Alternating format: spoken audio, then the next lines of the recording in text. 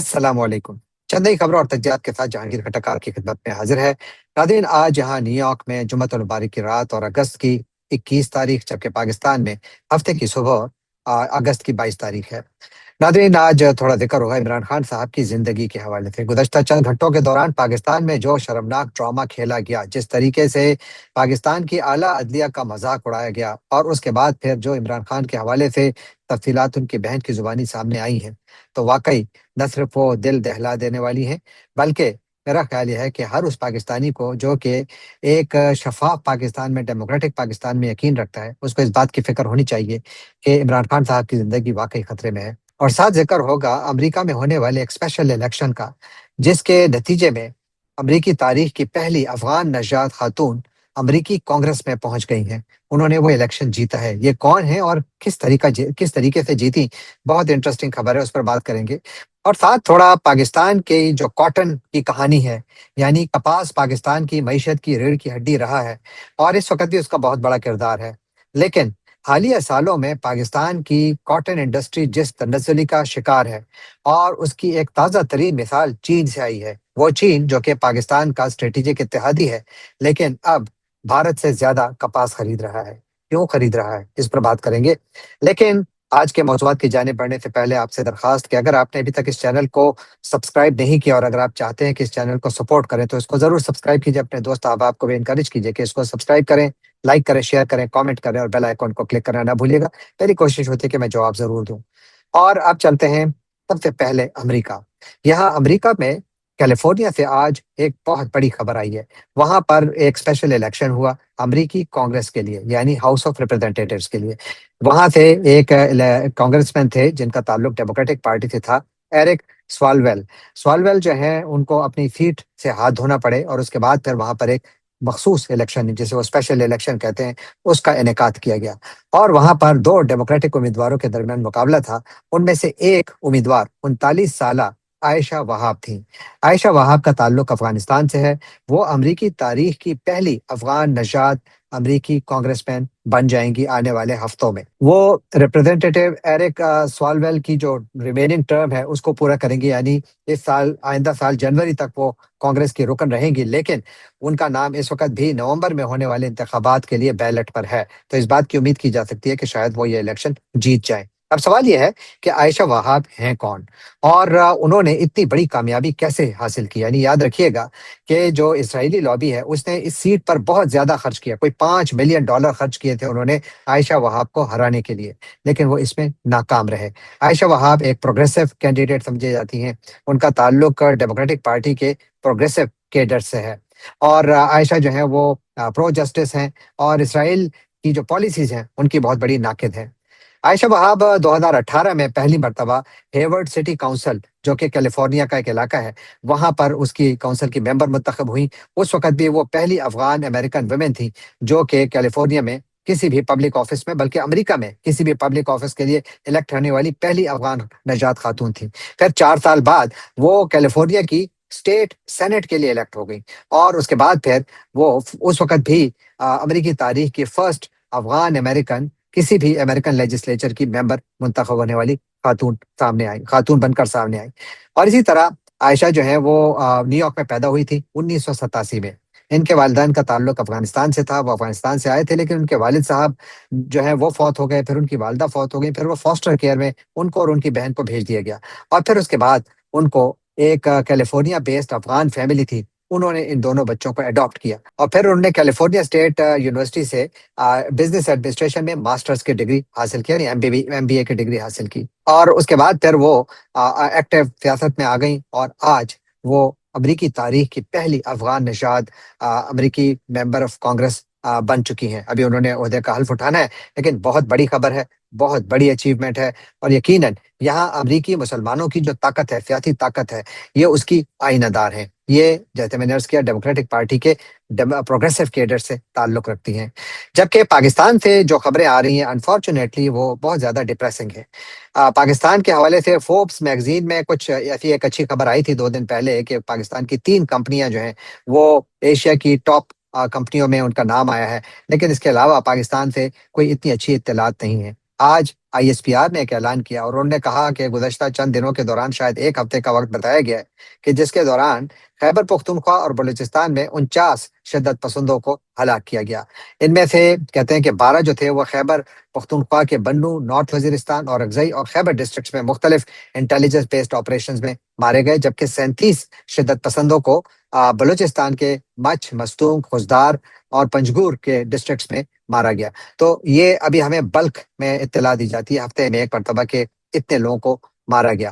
باقی زیادہ تفصیلات ہوتی نہیں ہیں کیونکہ جو فوج ہمیں بتاتی ہے ہم اسی پر یقین کرتے ہیں، لیکن اس کے علاوہ چونکہ پاکستان میں آزاد صحافت نہیں ہے تو آن دا گراؤنڈ کبھی ایسا نہیں ہوتا کہ یہ بھی معلوم کیا جائے کہ یہاں پر جو آپریشنز ہوئے تو ان کے نتیجے میں یہاں پر امن کتنا قائم ہوا، کیونکہ بقول DG ISPR پاکستان میں ہزاروں آپریشن ہو چکے ہیں اور اس وقت بھی ہو رہے ہیں، اور یقیناً ان میں کچھ محدود کامیابیاں بھی حاصل کی جا رہی ہیں، لیکن پاکستان کے کئی علاقوں کو آج تک محفوظ نہیں بنایا جا سکا۔ اور اس میں یقیناً پاکستان کی جو ہماری کاؤنٹر ٹیررزم پالیسی ہے، نیشنل سیکورٹی پالیسی جو ہے، میرا خیال ہے اس میں کافی کمزوری ہے۔ میں اس کا بہت بڑا ناقد اسی وجہ سے ہوں، میرے خیال میں اگر اس کو زیادہ بہتر بنایا جائے تو جس سے زیادہ اچھے نتائج بھی حاصل کیے جا سکتے ہیں۔ اب چلتے ہیں اگلے موضوع کی جانب، اور اس پر بات کرنے سے پہلے میں آپ کو یہ ایک ویڈیو کا چھوٹا سا کلپ سنانا چاہتا ہوں، بہت اہم ہے، اس پر ذرا توجہ دیجیے۔ وہ بار بار ایک ہی چیز انہوں نے کہی، کہتی میرے ساتھ ظلم ہوا ہے، میرے ساتھ میرا اتنا مجھے ٹارچر کر رہے ہیں، مجھے کہتا ہے ایک کوئی اور ڈاکٹر بھی آتا اس نے کہا تھا ہیومن کانٹیکٹ نہیں ہونے کی وجہ سے ان کی طبیعت خراب ہوتی ہے۔ کہتے 10 مہینے سے میرے پاس کہتے نہ ریڈنگ مٹیریل نہ ٹی وی، کہتے جب میں کہتے جون، اب ان کو ڈیٹ کہتے جولائی، ان سے پوچھے بتاؤ میں کب، میرا جولائی میں تھا، کہتے میرا سر میں کچھ ہونے لگ گیا۔ جی ناظرین، یہ عمران خان کی ہمشیرہ ڈاکٹر عظمیٰ خان، ان کی دوسری ہمشیرہ نورین خان اور خیبر پختونخوا کے وزیر اعلیٰ سہیل آفریدی اور ان کے ذاتی معالج ڈاکٹر فیصل سلطان کی ایک پریس کانفرنس کا کلپ تھا۔ میرا خیال ہے کہ آج کی یہ پریس کانفرنس دیکھ کر اگر آپ نے نہیں دیکھی تو میں دعوت دوں گا کہ آپ اس کو ضرور دیکھیے، کیونکہ اس کے بعد آپ کو پتہ لگے گا کہ پاکستان میں ریاست کس حد تک گر چکی ہے۔ پاکستان میں اعلیٰ ترین عہدوں پر بیٹھے ہوئے ذہنی مریض کہاں پہنچ چکے ہیں، وہ کر کیا رہے ہیں۔ یعنی اس پریس کانفرنس میں جس طریقے سے عمران خان صاحب کی دونوں بہنیں بڑے ہی وہ ناراض بھی تھیں، افسردہ بھی تھیں اور غصے میں بھی تھیں، کیونکہ ان کو جس طریقے سے عمران خان صاحب نے بتایا کہ ان کو کس طریقے سے مس ٹریٹ کیا جا رہا ہے، اور جو ڈرامہ کھیلا گیا کہ سپریم کورٹ نے ایک حکم دیا اور اس کے بعد پھر ان کو پیمس پہنچایا گیا، اور اس کے بعد جو کہانی ہے وہ میں نے کل کور بھی کی تھی۔ لیکن یہ جو آج سامنے آیا یہ بنیادی طور پر ایک غیر قانونی قید کی کہانی ہے، یہ ایک سابق وزیر اعظم اور کرکٹ لیجنڈ کی کہانی ہے، اور 2 بہنوں کے آنسوں کی کہانی ہے۔ اس ویڈیو میں اور اس کے علاوہ بہت ساری ویڈیوز ہیں جو آپ دیکھ سکتے ہیں۔ اس میں جو 36 گھنٹوں میں یا اس سے زیادہ عرصے کے دوران جو پاکستان میں جو کچھ ہوا، اسلام آباد اور راولپنڈی میں جو کچھ ہوا، اس کے بعد ایک چیز ثابت ہو چکی ہے، اور وہ میرا خوف ہے، خدشہ ہے، خدا کرے کہ میں غلط ہوں، لیکن مجھے لگتا ہے کہ شاید بات اسی طرف جا رہی ہے۔ میں کچھ ہسٹوریکل کانٹیکسٹ بھی اس میں دوں گا آج آپ کو۔ وہ یہ ہے کہ عمران خان صاحب کو جس طریقے سے مس ٹریٹ کیا جا رہا ہے، جس طریقے سے عدالت میں ایک میڈیکل ریکارڈ پیش کیا جاتا ہے اور عدالت کو اس بات پر کنونس کیا جاتا ہے کہ عمران خان صاحب کی طبیعت ٹھیک نہیں ہے کیونکہ ان کو ٹارچر سے گزارا جا رہا ہے اور اس کے اوپر ان کو فوراً توجہ کی ضرورت ہے، لیکن عدالتی حکم کے باوجود اس جو نااہل حکومت نے، بلکہ میں کہوں گا غیر آئینی اور غیر قانونی حکومت نے، انہوں نے جس طریقے سے پھر اس چیز کو مس ہینڈل کیا، جس طریقے سے مس ہینڈل نہیں بلکہ جس طریقے سے انہوں نے اس کو امپلیمنٹ کیا، تو اس سے بالکل ایسا لگتا ہے کہ شاید یہ عمران خان صاحب کی زندگی لینا چاہتے ہیں، اور ڈیلیبریٹلی سب کچھ ایک پلان کے تحت ہو رہا ہے۔ بالکل ایسا ہی لگتا ہے، کیونکہ عدالت میں پیش کی جانے والی میڈیکل رپورٹ اور عمران خان کے پیمز میں گزشتہ صدی سے مماثلت رکھنے والے ہسپتال کے سیٹ اپ میں جو جس طریقے سے ان کا معائنہ کیا گیا، اس میں اتنے زیادہ شدید تضادات ہیں کہ اب میں نے جیسے عرض کیا کہ واقعی مجھے یہ خوف ہے کہ عمران خان صاحب کی زندگی واقعی بہت زیادہ خطرے میں ہے۔ یعنی آپ نے کبھی دیکھا ہے کہ ایک سابق وزیر اعظم کو ایک ہاسپٹل لایا جاتا ہے، وہاں پر ساری لائٹس بند کر دی جاتی ہیں، ٹیلی فون کی لائٹس میں ان کو لے جایا جا رہا ہے۔ Can you believe it? یہ وہ پاکستان ہے جو اپنے آپ کو ایٹمی قوت کہتا ہے، یہ وہ پاکستان ہے جو کہ اس خطے میں امن چاہتا ہے، اور یہ وہ پاکستان ہے جس میں ایک نااہل اور غیر قانونی حکومت وہ کچھ کر رہی ہے جس سے کہ پاکستان کی جڑوں کو نقصان پہنچا رہی ہے۔ اب دیکھیے کہ عمران خان کو اگست 2023 سے وہ جیل میں ہیں، اڈیالہ جیل راولپنڈی ان کا گھر ہے، مہینوں سے ان کی ملاقاتیں بند، خاندان ان کا پریشان، دنیا سوال کر رہی تھی کہ کیا واقعی وہ زندہ بھی ہیں، یعنی کئی مہینوں تک تو یہی پتہ نہیں تھا کہ عمران خان صاحب ہیں کہاں اور وہ زندہ بھی ہیں کہ نہیں۔ اور پھر ایک دن عدالت سے اجازت ملی، ڈاکٹر عظما خان جو ان کی بہن ہے وہ کہیں وہاں ان سے ملاقات ہوئی ان کی، اور ملاقات بہت مختصر تھی، مگر جو سنا وہ واقعی دل دہلا دینے والا تھا۔ باہر آ کر عظما خان نے بتایا، اور آج پریس کانفرنس میں بھی انہوں نے یہی کہا، کہ عمران خان نے اپنی بہن کو بتایا کہ یہ میرے ساتھ وہ کچھ کر رہے ہیں جس طریقے سے کہ انہوں نے مورسی کے ساتھ کیا تھا، بالکل ویسی ہی ٹریٹمنٹ وہ میرے ساتھ کر رہے ہیں۔ یہ ایک جملہ تھا جو میرے خیال میں اگر دنیا کے کسی اور ملک میں سامنے آتا تو شاید ہزاروں نہیں لاکھوں لوگ باہر نکل آتے، کم از کم ریاست سے یہ ڈیمانڈ تو کرتے کہ آپ اپنے آپ کو مسلمان کہتے ہیں، آپ قرآن کی آیات کی تلاوت کر کے ان کے ترجمے پڑھ کر اپنے سیاسی مقاصد کے لیے استعمال کرتے ہیں، کہاں گیا آپ کا اسلام، کہاں گیا آپ کا ایمان، کہاں گئی آپ کی انسانیت، اور کہاں گیا آپ کا قانون اور آئین؟ کچھ نظر نہیں آ رہا، کیونکہ جس طریقے سے عدالتی جو حکم نامہ تھا اس کی دھجیاں بکھیری گئیں، تو اس کے بعد یقین مانیے کہ اب عدالتوں کا بہت بڑا امتحان ہے۔ اب عدالتیں خود کٹہرے میں ہیں، دیکھتے ہیں کہ عدالتیں کیا کرتی ہیں، کیونکہ پی ٹی آئی کہہ رہی ہے کہ ہم اس کو چیلنج کریں گے۔ اور جو عظما خان ہیں انہوں نے اس پریس کانفرنس میں یہ بھی کہا کہ عمران خان بظاہر بالکل ٹھیک تھے، ان کا جو بلڈ پریشر تھا وہ بھی ٹھیک تھا، لیکن وہ جب اپنی حالات بتا رہے تھے کہ جتنی مشکل حالات سے وہ گزر رہے ہیں، تو اس پر ان کو ڈاکٹر نے کہا بھی کہ جی آپ زیادہ جذباتی نہ ہو، کیونکہ آپ کا بلڈ پریشر پھر اوپر چلا جائے گا۔ یعنی یہ وہی کیفیت ہے جس سے کہ شاید عمران خان دن میں پتہ نہیں کتنی مرتبہ گزرتے ہیں، یعنی وہ جسمانی طور پر ٹھیک نظر آ رہے ہیں، مگر ذہنی اذیت جو ہے وہ جسمانی تشدد سے ہمیشہ زیادہ سخت ہوتی ہے۔ اور یہ میرا خیال ہے کہ یہ وہ الفاظ ہیں کہ جن پر شاید پاکستان کے جو ہیومن رائٹس وائلیشنز ہیں، یہ موم بتی مافیا جو کوئی خواتین کے حقوق کے نام پر پیسے بٹورتے ہیں، کوئی انسانی حقوق کے نام پر پیسے بٹورتے ہیں، سب خاموش، کوئی یہ آواز نہیں اٹھا رہا کہ بھائی اس ملک میں کوئی قانون ہے، کوئی آئین ہے، کہاں اس کو امپلیمنٹ کیا جا رہا ہے۔ پی ٹی آئی کی ایک سینٹ کے رکن نے آج سینٹ کے اجلاس میں اس بات کو اٹھانے کی کوشش بھی کی، لیکن ان کو بولنے ہی نہیں دیا گیا، بلکہ سینٹ کا اجلاس ہی برخاست کر دیا گیا، یعنی شروع ہوا، چند منٹ بعد جب انہوں نے یہ بات اٹھائی اجلاس ہی برخاست کر دیا گیا۔ اب مجھے بتائیے اس نظام کو آپ کیا کہیں گے؟ کیا یہ بادشاہت ہے؟ میرا خیال ہے بادشاہت میں بھی کہیں تھوڑا بہت انصاف ہوتا ہے، یہاں پر تو انصاف، انسانیت اور اقدار کچھ بھی نظر نہیں آ رہے، صرف اور صرف حیوانیت نظر آ رہی ہے اور طاقت کا نشہ نظر آ رہا ہے، اور حکومت کی طرف سے کوئی باضابطہ بڑا جواب نہیں آیا۔ جیل حکام کہتے ہیں سب ٹھیک ہے، مگر خاندان کہتا ہے کچھ بھی ٹھیک نہیں ہے، اور وزیر اطلاعات عطا اللہ تارڑ دنیا کو یہ منجن بیچنے کی کوشش کر رہے ہیں کہ جی عمران خان کو اس لیے شفا ہاسپٹل نہیں لے جایا گیا کیونکہ اس وقت وہاں پر پی ٹی آئی کے ورکرز آ گئے تھے، جو کہ کورٹ کے ڈیسیجن کی خلاف ورزی تھی۔ میرا خیال یہ ہے کہ یہ بھی ایک بالکل غلط بات ہے، کیونکہ وہاں پر کچھ لوگ تو باہر نکلے تھے، لیکن وہ ہاسپٹل کے سامنے تو کوئی بھی نہیں تھا، وہ تو آئی جی صاحب خود وہاں پہنچے ہوئے تھے، انہوں نے ہاسپٹل کا سارا راستہ صاف کیا ہوا تھا۔ یہ ایک بہانہ تھا، ایک مذاق تھا۔ اسی لیے آج جب عظما خان نے عمران خان کے حوالے سے یہ بات کہی کہ انہوں نے جس طرح تھا مصر کے سابق صدر مورسی کا ذکر کیا، تو میں سوچ رہا تھا کہ کیا عمران خان کے کیس کی کوئی ایسی مشابہت ہے محمد مورسی کی کے ٹرائل سے؟ تو میں کچھ تاریخی حقائق آپ کے سامنے پیش کرنا چاہتا ہوں، پھر فیصلہ آپ پر چھوڑتا ہوں، آپ فیصلہ کیجئے کہ ان میں کتنی مماثلت ہے۔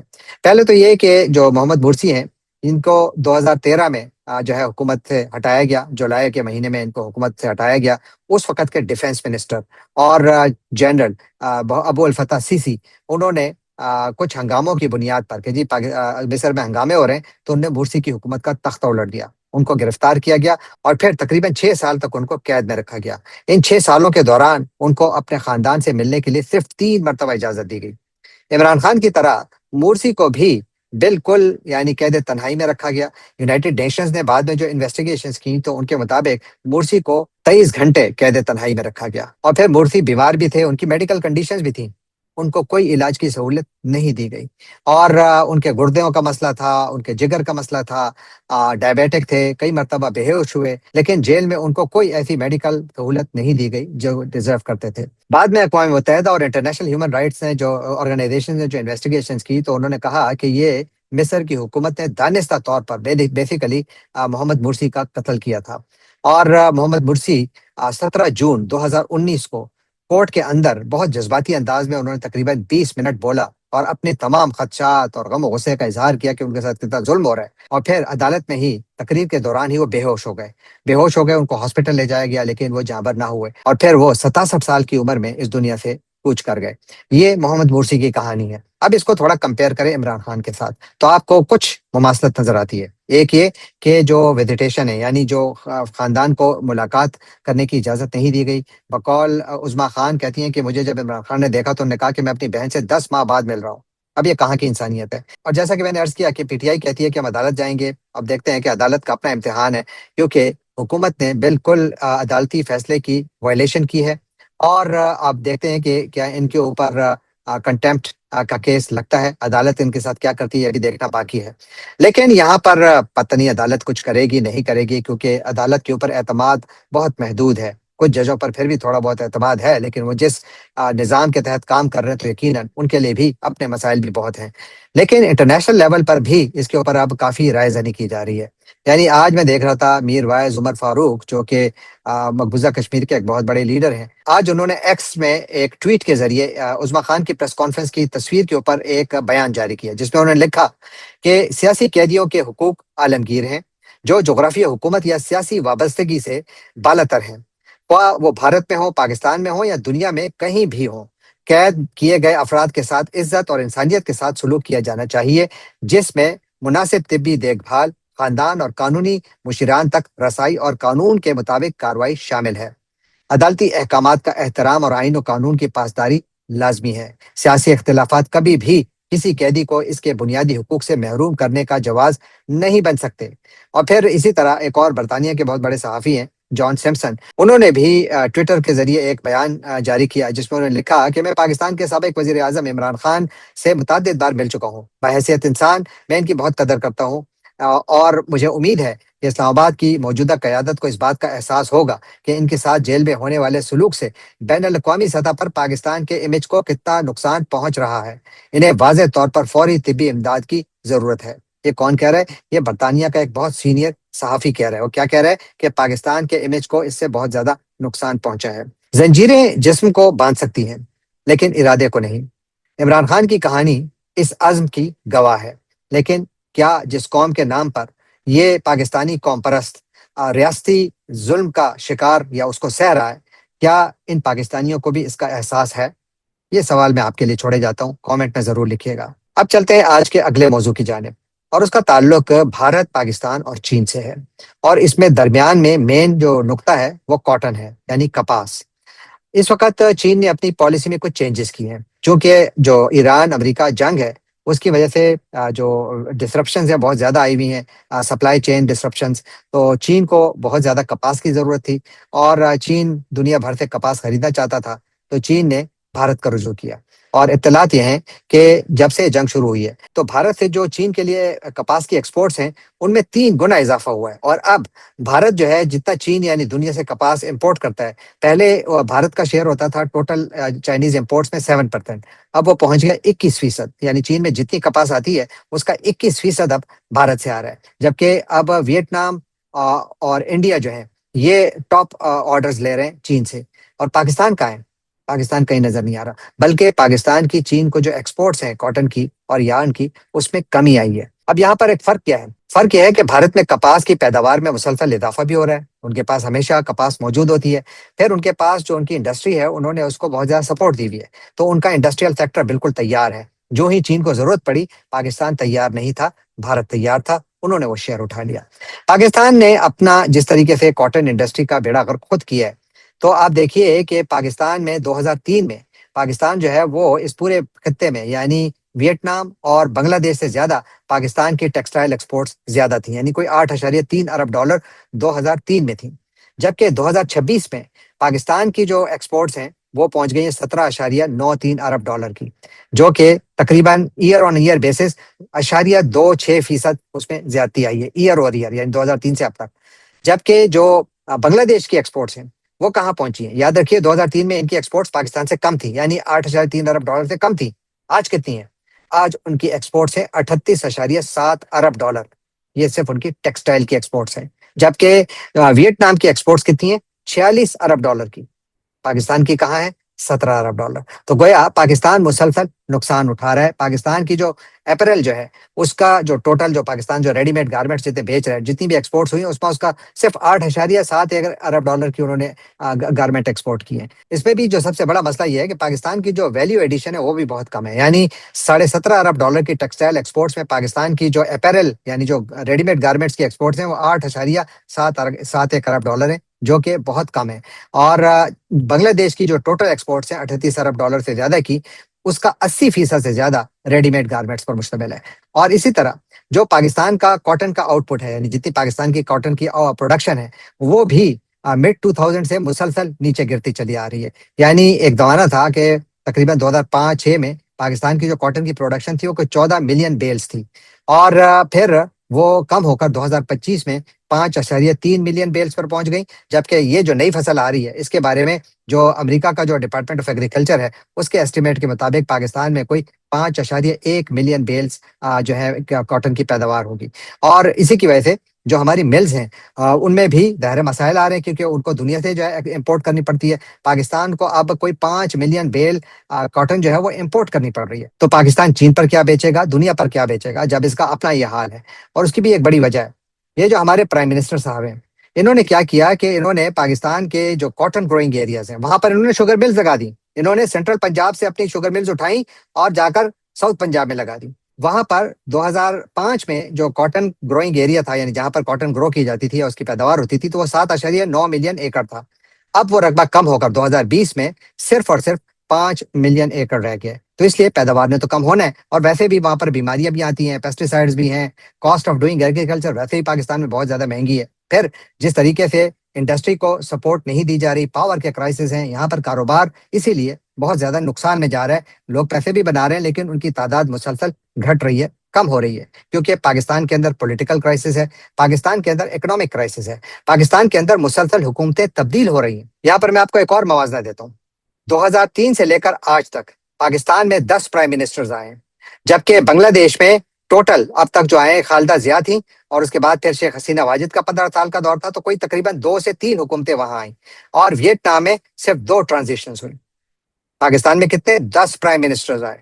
तो इसलिए वो दौर से हम गुजरे, हर मर्तबा हमें सुहाने ख्वाब दिखाए गए, और हर मर्तबा पाकिस्तानियों ने अपनी मईशत का नुकसान खुद देखा। वजह यह थी कि पॉलिसीज में कंसिस्टेंसी नहीं थी। वजह यह थी कि आइंस्टाइन हुकूमतों में आते हैं और वो पाकिस्तान को एक बहुत बड़ी लेबोरेटरी समझते हैं, जहां पर कभी नए सूबों का शोशा छोड़ा जाता है जिसमें कोई बुराई नहीं है, लेकिन उसके लिए एक तरीका है जिसको अपनाया जाना चाहिए, या फिर कभी ग्रीन इनिशिएटिव शुरू किए जाते हैं। दुनिया जहान के एक्सपेरिमेंट्स होते हैं, और दुनिया जहान के एक्सपेरिमेंट्स में हमें मुसलसल नाकामी का सामना करना पड़ता है। ना इन्वेस्टमेंट आ रही है, और जो कारोबार है वो भी पाकिस्तान से जा रहा है। जहन फ्लाइट ऑफ कैपिटल भी हो रहा है, और जो फ्लाइट ऑफ ब्रेन है, जिसे ब्रेन ड्रेन कहते हैं, जिसको पाकिस्तान में कुछ लोग बहुत अच्छा भी समझते हैं वैसे, वो भी हो रहा है, जो पाकिस्तान का एक बहुत बड़ा नुकसान है। लेट्स होप कि पाकिस्तान में कोई ऐसी हुकूमत आए कि जो कम से कम इंसाफ का निजाम कायम करे और उस पर अमल कर कर भी दिखाए, यानी सच्चाई का रास्ता अपनाए, धोखा ना दे। इसी में पाकिस्तान की भलाई है, इसी में पाकिस्तानी लीडरों की भलाई है। जाने से पहले आपसे एक मरतबा फिर दरखास्त कि अगर आपने अभी तक इस चैनल को सब्सक्राइब नहीं किया तो इसको सब्सक्राइब कीजिए, लाइक कीजिए, शेयर कीजिए, कमेंट कीजिए, और बेल आइकॉन को क्लिक करना ना भूलिएगा। आपका बहुत बहुत शुक्रिया।